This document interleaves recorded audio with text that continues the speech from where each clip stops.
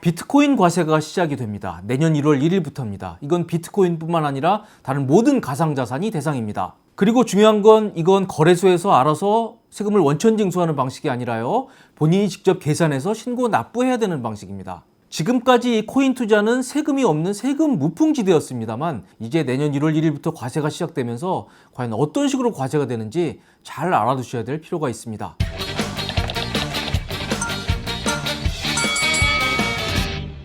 대선을 4개월 정도 앞둔 시점에서 이 비트코인 과세를 좀 미루자는 얘기들이 간간히 나오고 있습니다만 정부는 예정대로 시행하겠다는 입장입니다. 따라서 아주 극적인 변수가 없는 한 내년 1월 1일부터 비트코인뿐만 아니라 다른 모든 가상자산에 대한 과세가 시작된다고 봐야 될 것 같습니다. 자, 그럼 뭘 어떻게 과세를 할까요? 일단 저 세 가지입니다. 내년 1월 1일부터 과세가 시작이 되고요. 그리고 양도 차익입니다. 양도 차익은 양도 혹은 대여로 발생한 소득 중에 250만 원까지는 과세하지 않고 250만 원을 넘는 소득에 대해서 세율을 곱해서 세금을 부과하게 되는 겁니다. 그리고 세율은 기타 소득세를 매기게 되는데요. 지방세까지 해서 22%로 과세를 합니다.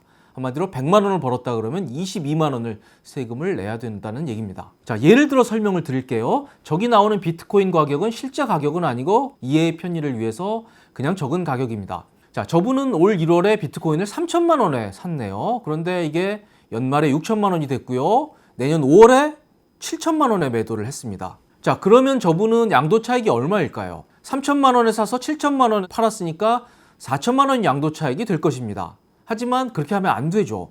왜냐하면 내년 1월 1일부터 과세가 시작되니까 올해 상승분에서 3천만 원은 없던 걸로 해줍니다. 따라서 12월 31일 비트코인의 가격을 취득 가격으로 해서 취득 가격을 6천만 원에 취득해서 내년 5월 1일 날 7천만 원에 팔았으니 이 1천만 원만 양도 차익으로 보고요. 여기에 22%를 곱해서 세금을 내면 됩니다. 따라서 기존의 비트코인을 가지고 계셨던 분들은 올해 12월 31일 날 형성되는 비트코인 가격이 매우 중요합니다. 왜냐하면 그날 가격이 바로 취득 가격이 되기 때문에 그렇습니다. 그래서 취득 가격이라는 건 세금을 줄이기 위해서는 높아야 좋죠. 그래서 그분들은 12월 31일 날 비트코인 가격이 아주 높으면 높을수록 세금은 줄어드는 구조가 됩니다. 그런데 그 반대의 경우도 있죠. 저분은 3천만 원의 비트코인을 샀는데요. 12월 31일 날 이 비트코인 가격이 급락을 해서 1천만 원이 됐어요. 이게 내년 5월 1일 날 7천만 원이 됩니다. 저분은 3천만 원에 사서 7천만 원에 팔았기 때문에 양도 차익이 4천만 원이라고 볼 수도 있지만요. 아까 설명드렸듯이 12월 31일 가격을 취득 가격으로 보기 때문에 1천만 원에 사서 7천만 원에 판 거, 즉 6천만 원 양도 차익이 남은 것으로 그렇게 계산이 됩니다. 아니 실제로 번 건 3천만 원인데 6천만 원이 남긴 것으로 봐서 세금을 매긴다. 이건 억울하죠. 그래서 그렇게는 하지 않겠다. 저렇게 억울한 경우에는 본인이 실제로 산 가격이 있을 겁니다. 저기서는 3천만 원이죠. 그것이 증빙이 있다 그러면 실제 취득한 가격을 인정을 해주겠다. 자, 결론적으로 올해 연말, 즉 12월 31일 날 비트코인 가격을 취득 가격으로 할 수도 있고 또는 실제로 본인이 취득한 가격을 취득 가격으로 할 수도 있고 둘 중에서 본인이 유리한 것을 선택할 수 있도록 그렇게 한 겁니다. 그런데 여기에 대해서도 또 문제점들이 나오고 있습니다. 이곳저곳에서 가상자산을 사게 되면서 본인의 취득 가격을 증빙을 못하는 경우가 상당수 있다고 합니다. 본인이 실제 산 가격을 증빙으로 인정받기 위해서는요, 증빙 자료를 내야 되는데 이 증빙 자료가 없어서 실제로 인정을 못 받는 사례도 나올 것으로 그렇게 예상이 됩니다. 자, 아무튼 내년 1월 1일부터 이런 식으로 가상자산에 대한 과세가 시작이 됩니다. 다시 한번 명확하게 개념을 정리해 보도록 하겠습니다. 우선 과세 대상은 양도와 대여입니다. 양도는 파는 거고요. 파는 거는 두 가지가 있습니다. 하나는 비트코인을 팔면서 화폐를 받는, 원화나 달러를 받는 건 매매고요. 그리고 비트코인을 팔면서 다른 가상자산, 값어치 있는 재물로 받는 것은 교환입니다. 매매와 교환이 다 양도에 포함이 되고요. 이건 다 과세의 대상입니다. 그리고 대여, 디파이라는 게 있죠. 이거 뒤에서 좀 자세히 설명드릴 텐데 이게 요즘에 좀 이슈가 되고 있는데요. 저 대여도 원칙적으로 과세의 대상입니다. 그러면 이거는 어떻게 과세를 하느냐? 22% 세율로 과세한다는 말씀을 드렸는데요. 제가 기존 영상에서 해외 주식과 관련해서 이 양도세를 내는 방식을 설명을 드렸는데요. 뭐 애플이나 테슬라 가지고 요즘에 돈 버신 분들 많죠. 그분들이 내는 세금 방식과 이 비트코인 과세가 거의 유사합니다. 22%로 과세하는 것도 그렇고요. 이게 종합과세하지 않고 분리과세하는 점도 정확히 일치합니다. 물론 해외 주식의 경우에 그 배당 소득은 일정 기준이 넘으면 종합과세되는 경우가 있죠. 그런데 이게 비트코인도 그런 경우가 있습니다. 뒤에서 설명을 드릴 텐데요. 저 데이어, 디파이의 경우에는 이 금융소득 종합과세가 될 가능성도 있습니다. 이건 뒤에서 다시 한번 설명을 드리겠습니다. 자, 그런데 해외 주식도 그렇고 가상자산도 항상 돈을 버는 건 아닙니다. 비트코인으로 돈을 벌지만요, 이더리움으로 돈을 잃을 수도 있습니다. 그런데 잃은 거는 무시하고 비트코인 번 것만 가지고 과세를 한다. 그러면 안 되겠죠. 그래서 이것도 해외 주식과 마찬가지로 이 손익통산을 허용을 하고 있습니다. 그런데 이게 그해 한 해 기간에만 손익통산을 허용합니다. 그래서 내년부터 과세가 시작되면요, 내년 1월 1일부터 12월 31일까지만 손익통산을 하지, 내년에 손해본 거를 그 다음에 이익 본 거와 합치는 이런 손익통산은 허용을 하지 않습니다. 따라서 이 한 해 동안 잘 계획을 세워서 사고 파는 것을 해야 절세를 할 수가 있습니다. 자, 그리고 그 세금과 관련해서 많이 나오는 질문 두 가지입니다. 하나는 실제로 사고 파는 과정에서 이득이 발생해야만 세금을 냅니다. 그냥 거래소 지갑에 가지고 있는 그냥 평가손이나 평가이익이 날 경우에는 그건 과세 대상이 아닙니다. 그건 신고 안 하셔도 됩니다. 그런데 이런 경우는 어떠냐? 본인이 팔기는 팔았다. 하지만 이 거래소 지갑에 그대로 있지 인출은 하지 않았다. 이건 세금 안 내도 되냐? 이렇게 물어보시는데요. 과세 대상입니다. 인출은 기준이 아니고요. 팔았는지 안 팔았는지, 한마디로 소유권이 그대로 있는지 없는지 그 기준으로 과세가 된다고 보면 되겠습니다. 자, 이게 이렇게 새롭게 시작되는 제도라 아직 좀 혼란이 있습니다. 개념도 아직 좀 명확히 안 오고요. 그리고 국내 거래소는 우리나라 국세청에 보고 의무가 있지만 이게 해외 거래소의 경우에는 그런 의무도 없거든요. 그래서 과연 이게 실제로 과세가 될지, 뭐 신고를 안 해도 이게 적발이 될지, 이런 것에 대한 의구심이 여전히 많습니다만 우리나라 국세청은 예정대로 과세를 하고 과세에 아무런 문제가 없을 것이다 라고 자신을 하고 있습니다. 국가 간의 정보 교환도 잘 이루어지고 있고요. 그리고 이 블록체인 기술의 특성상 세금 신고를 하지 않고 그대로 있을 경우에 언젠가 크게 문제가 될 수 있다라고 생각이 듭니다. 자, 그러면 내년 1월 1일부터 과세가 시작되는데요. 당장 1월 1일부터 세금을 내야 되는 거냐?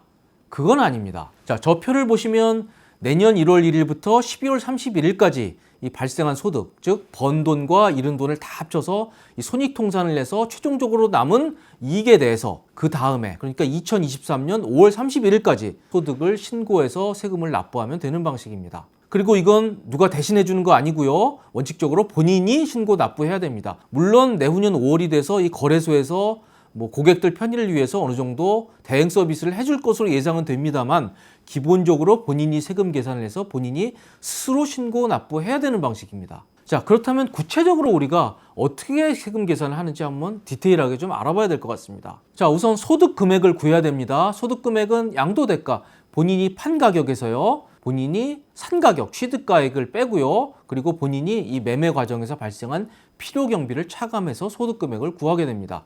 그래서 소득 금액의 정확히 22%를 곱해서 세금을 내시면 됩니다. 자, 그리고 또 헷갈리는 게 바로 저겁니다.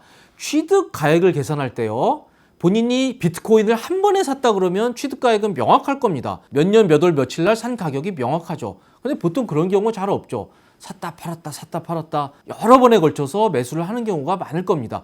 그럴 경우에 과연 취득가액을 어떻게 산정을 할까요? 그 부분에 관한 한 법은 저 선입선출법이라는 것을 적용하기로 했습니다. 한마디로 먼저 산 것이 먼저 팔렸다고 가정을 하는 겁니다. 먼저 산 것의 취득가액을 계산을 해서 그것이 바로 소득금액 산정의 기초가 된다고 보시면 되겠습니다. 자, 그러면 취득가액은 어떻게 계산을 할까요? 아까 설명드렸듯이 둘 중에 하나를 고르면 됩니다. 하나는 법 시행 전날, 즉 올해 12월 31일입니다. 12월 31일 날 가상자산의 가격, 혹은 실제로 본인이 입증할 수 있는 실제 취득가액, 그 둘 중에서 본인이 유리한 걸 선택하면 됩니다. 어떤 게 유리하죠? 당연히 높은 게 유리합니다. 취득가액은. 그래야 양도차익이 낮아지니까요. 자, 그렇게 해서 취득가액을 설정하고 그리고 이제 필요경비를 반영을 하면 됩니다. 필요경비에는 여러 가지가 있을 겁니다. 뭐 거래 수수료도 있을 거고요. 그리고 입출금 수수료, 그리고 세무 관련 비용들도 있을 겁니다. 비트코인 같은 경우에 본인이 살 수도 있지만요, 채굴한 경우도 있을 겁니다. 그렇게 채굴을 했다 그러면 이 채굴 과정에서든 뭐 전기료라든지 뭐 PC 구입비라든지 아니면 뭐 사무실 임차료 같은 것도 필요경비에 반영이 될 것으로 보입니다. 물론 증빙은 있어야 되고요. 자, 가상자산 관련해서 꼭 기억하셔야 될 게 한 가지가 더 있습니다. 해외 금융신고제라는 게 있습니다. 이게 해외에 단 하루라도 5억 이상 금융 계좌가 있을 경우에 무조건 신고를 해야 되고요. 그걸 하지 않고 적발이 되면 과태료를 물게 돼 있습니다. 예전에는 미국에 계좌 있어도 그거 우리나라에 안 알려도 알 수 없었습니다만 이제는 문제가 된다고 합니다. 그래서 이 해외 금융계좌를 신고해야 되는데요. 해외에 가지고 있는 가상자산도 이 해외 금융계좌로 봐서 신고 의무가 부과가 되게 됩니다. 내년 1월 1일부터입니다. 따라서 이 가상자산의 평가액이 해외 거래소에 5억 이상 있을 경우에 무조건 우리나라 국세청에 신고를 해야 됩니다. 이거는 2022년 보유분부터 신고를 해야 되고요. 이거 역시 거래소에서 해주는 거 아닙니다. 스스로 하셔야 됩니다. 자, 그리고 최근에 이 가상자산 과세와 관련해서 불거지는 이슈가 또 하나가 있죠. 아까 말씀드린 그 대여입니다. 가상자산 과세는 양도뿐만 아니라 대여로 발생한 소득에 대해서도 과세가 됩니다. 디파이라는 건 우리말로 하면 탈중앙화, 한마디로 은행을 거치지 않고 이 중앙 어떤 기관을 거치지 않고 직접 거래하는 방식을 디파이라고 합니다. 이 가상자산 거래에서는 이 은행이 필요 없이 이 블록체인 기술을 활용해서 송금이라든지 입출금 같은 것들이 잘 이루어지고 있다고 합니다. 점점 이 기술은 발전하고 있고요. 그래서 이 디파이를 활용한 가장 대표적인 것이 바로 가상자산 예금이라는 겁니다. 한마디로 비트코인 예치하고 이자를 받는 거죠. 이게 수익률이 상당하다고 하더라고요. 그런데 이 비트코인 맡겨놓고 받는 이자도 세금을 내야 되느냐? 내야 된답니다. 왜요? 비트코인 과세 대상이 양도뿐만 아니라 대여도 포함을 했기 때문에 그렇습니다. 그런데 이 양도는 아까 22% 기타 소득세로 과세를 한다 그랬죠. 그리고 분리과세한다고 설명을 드렸는데요. 저 이자로 발생한 소득은 정부에서 기타 소득세가 아니라 이자 소득세로 과세를 하겠다, 이렇게 입장을 밝혔습니다. 그래서 여기에 대해서 전문가 비판도 좀 나오고 있습니다. 아니, 양도를 기타 소득세로 하기로 했으면 대여도 기타 소득세로 해야 되는 거 아니냐, 이런 비판이 있습니다만 정부는 확고하게 이거는 이자 소득세로 과세를 하겠다고 합니다. 양도는 22%로 과세를 하지만 분리과세를 하죠. 다른 소득하고 합치지 않습니다. 그냥 22%로 과세하고 그걸로 종료가 되는데요. 이자 소득세는 어떻게 되죠? 그렇습니다. 일정 기준이 넘으면 종합과세가 됩니다. 따라서 이 종합과세가 되고 다른 소득이 있다 그러면 이 대여로 발생하는 소득은 세율이 확 뛸 가능성도 있습니다. 자, 아무튼 내년 1월 1일부터 시작되는 비트코인 과세를 놓고 많은 혼란이 예상이 되고 있습니다. 그리고 이 코인들이 주로 젊은 층들의 이 재테크 수단으로 많이 활용되고 있는 상황에서 이 젊은 층들의 또 반발도 예상이 되고 있습니다. 이게 주식도 현재는 대부분의 경우엔 과세를 하고 있지 않죠. 하지만 2023년부터는 양도 차익에 대해서 과세가 시작이 되는데요. 그럼에도 공제 액수는 상당히 높이 잡았습니다. 이게 주식 투자로 인한 거는 5천만 원까지 공제를 하도록 그렇게 됐습니다. 하지만 코인은 아닙니다. 5천만 원이 아니라 얼마까지 공제해 주죠? 250만 원입니다. 굉장히 낮은 액수죠. 자, 저희는 지금까지 내년부터 시작되는 이 가상자산 과세 문제에 대해서 살펴봤습니다. 지금까지 도움이 되셨다면 구독과 좋아요 꼭 부탁드리겠습니다. 시청해 주셔서 감사합니다.